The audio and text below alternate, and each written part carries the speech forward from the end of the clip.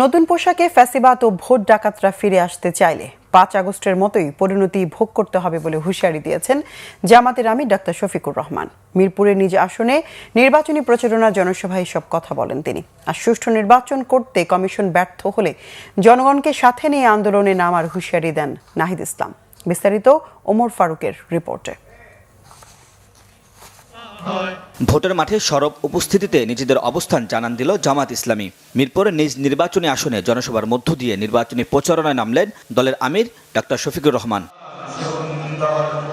রাজধানীর মিরপুরে আদর্শ উচ্চ বিদ্যালয়ের জনসভায় জামাত আমিরের সাথে ছিলেন 10 দলীয় জোটের শীর্ষ নেতারা। প্রার্থীদের হাতে প্রতীক তুলে দেন জামায়াতের আমির। এ সময় এনসিপির আহ্বায়ক নাহিদ ইসলাম বলেন, নির্বাচন সুষ্ঠু হওয়ার বিকল্প নেই।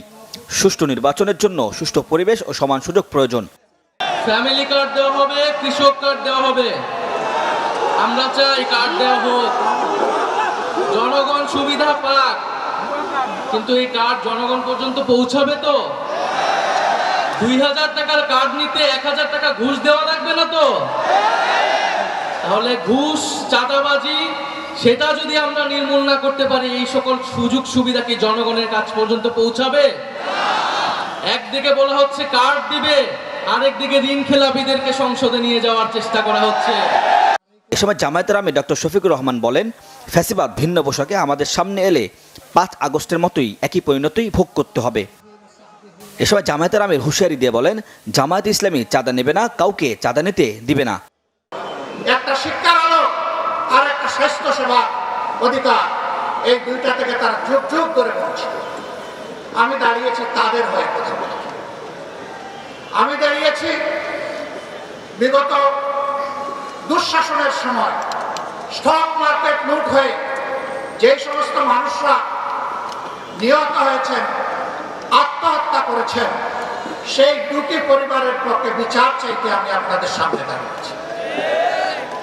প্রিয় দেশবাসী, আমি দাঁড়িয়েছি ব্যাংকগুলো লুট করে আজকে লক্ষ গ্রাহকের, কোটি গ্রাহকের টাকা যারা চুরি করে বিদেশে পালিয়েছে অথবা বর্তমানে কারাগারে আছে, তাদের কারণে আজকে যাদের জীবন তছনছ হয়ে গিয়েছে, আমি তাদের হয়ে আপনাদের সামনে দাঁড়িয়েছি। ক্ষমতায় গেলে ধর্মবর্ণ নির্বিশেষে সবার ক্ষেত্রে ইনসাফ প্রতিষ্ঠা করা হবে বলেও জানান তিনি। ওমর ফারুক, বাংলা ভিশন, ঢাকা।